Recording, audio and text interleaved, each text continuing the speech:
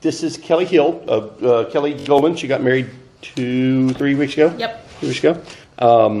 And she's agreed to let me coach her. And we videotaped it was an AP class 4 or 5 days ago, I guess. And your lesson was on entropy and enthalpy and free energy. And by the way, I did not realize how close you guys got to thermodynamics, but in watching it, I noticed that my kids, when they come to me after having you, should know some things that I did not assume they knew and taught them. So now I get to skip a lesson or two. Oh, so, they'll love that. Yeah, the whole, you do absolute zero as zero entropy. Yes.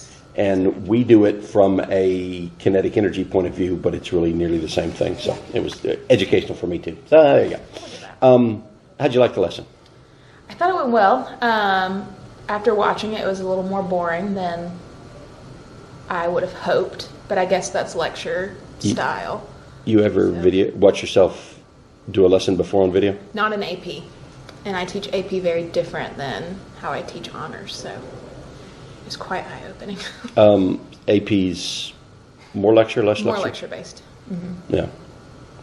And so I'm trying to figure out, after watching the video, how can I make sure the students get the drinking through a fire hose level of content that we have to do with AP and deliver it in a way that's not stand and lecture the whole time. Not that I do it the whole time, but as you can tell from the video, not everyone was very engaged the whole class.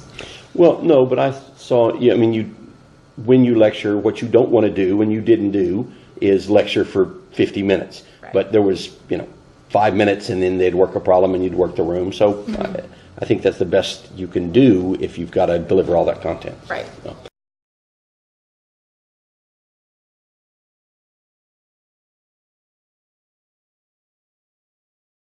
So, just for perspective, scale of 1 to 10. 10's the best lesson you ever gave. 1's not. Where would you put that one? 5. Okay. Well, that's pretty sort of stuff. Okay. Can you list off the things you think went particularly well? I thought I asked good questions. I need to maybe give a little bit more response time, but I thought the questions I asked kind of helped. I could see some light bulbs going off when they were answering it in the video. I also thought that working the problems with them, what they had is I typed up guided notes, because we have so much information in this unit. Instead of just having them write everything down, which takes them forever, I gave them guided notes. They just have to fill in the main parts, and they already have the questions on the papers. They're just filling in the answers. So I thought that was good. I gave some real life examples that I think were helpful and seemed to help them understand. I don't recall that part of the video. Maybe I just touched on it. So I talked about the deck of cards and the bedroom. So maybe I just looped back to former ones. Actually, the bedroom thing, I thought, I didn't think of it when you just said it, but yeah, I thought that was really good. And apparently connected Max. Yes. It really connected for him. So, a moment ago you said you thought you asked good questions. Paraphrasing, but you need to wait a little longer or something. I don't know what it was exactly you said, but something like that. So yeah, that's hard, right? Oh yeah. That uncomfortable silence? Yes, and then I could tell I'm trying to steer them to one particular answer, and I don't know if that's the best. I should give them some more, it should be more open than exactly what I'm looking for. Hardest thing I ever did as a teacher, young teacher, was... Good morning, I'm high school teacher. We'll edit this out. Early in my teaching career, and I think you know the story, but I was told I asked great questions, and I answer all of them, and I thought they were wrong, and I videotaped myself, and I answered all of them. And that transition to waiting long enough for that uncomfortable silence for some kid to finally speak up, it's painful. It's just so painful. I know. But it's powerful. And in my head, I feel like I'm waiting a while, but I guess in front of the room it seems way longer. You're right. But you watch it on video and it's not nearly as long? Oh, no. Yeah, I feel you. Yeah. Well, and then you have the same kid that answers them all, so I need to get better at making them raise their hands, and so not picking the same kid every time, so the others actually think too. So when the kid answers all the time, and I assume it works in your class like mine, they just kind of blurt the answer out. but it's the same 3 or 4 kids. Have you got any way of controlling that or calling on the others? Or Typically what I do is like don't blur anything out, just think about it for a minute or two, so that way at least the other kids get a chance to think. But I need to talk to a couple specific kids and be like, let's dial it back a bit. Yeah. Yeah, I don't know what it is about these overachievers we teach, but some of them, they just need to answer every question. And I don't know how they don't realize there's some social pressure there to dial it back, but Yes, but but they they definitely don't realize pick it. up on Yep, I agree. All right, so that was the good part about the lesson. Yes. Bad parts about the lesson. The lecture style, I'd like it to be more interactive with more students, and more engaging. I guess overall it should be as engaging as AP chemistry thermodynamics can be for a 16-year-old. Yeah, I agree.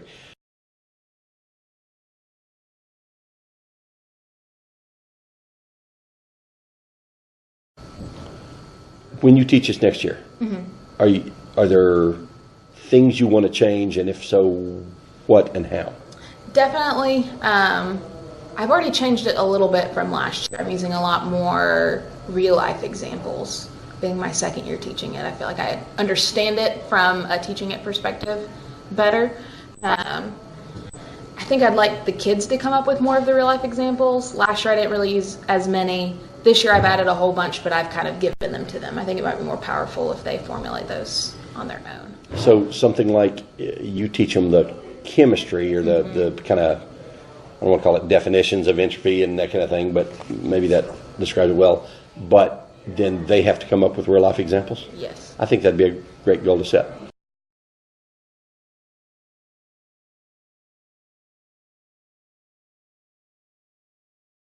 And then I'd also like to maybe even film my lecture and just condense it all into like a 15-minute video that they have to watch at home, and they can go back and rewatch the sections, and in class we just practice like the flipped classroom type model. Oh, yeah. And you probably, one of the difficulties with flipped classroom is we have some students don't have reliable internet at home, but that's probably not true in your AP class. Right, probably not as true. Yeah. Okay, cool. So the goal is to get the kids more involved, to get the kids giving more real life examples. How are you going to measure if that's successful? I guess the biggest way would be their performance on the test. All the tests that I give are from old AP questions, so the caliber of test from year to year is the same. So to see if their, I guess, final formative assessment, if they show improvement over this year's kids.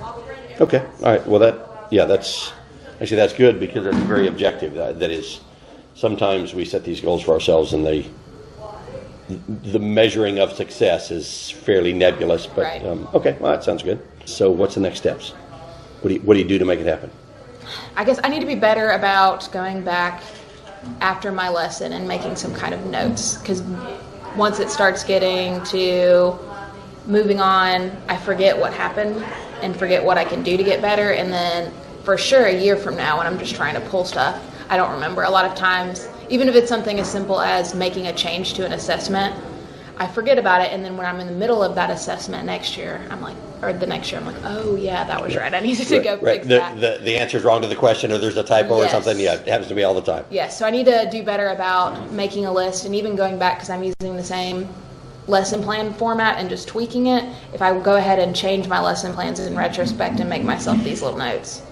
Sarah Brown has started doing a thing where she added a column that is something like post-game or after class or something, where she kind of debriefs on what went right and what went wrong, really with the intention of not just fixing it next year, but having a way to fix it next year, because she won't remember, you won't remember until you're in the middle of it, but if you put a note. I've tried to do that. I'm kind of hit or miss, but because of this format for the lesson plan we're using, there's at least that opportunity there. So Right. Yeah, cool.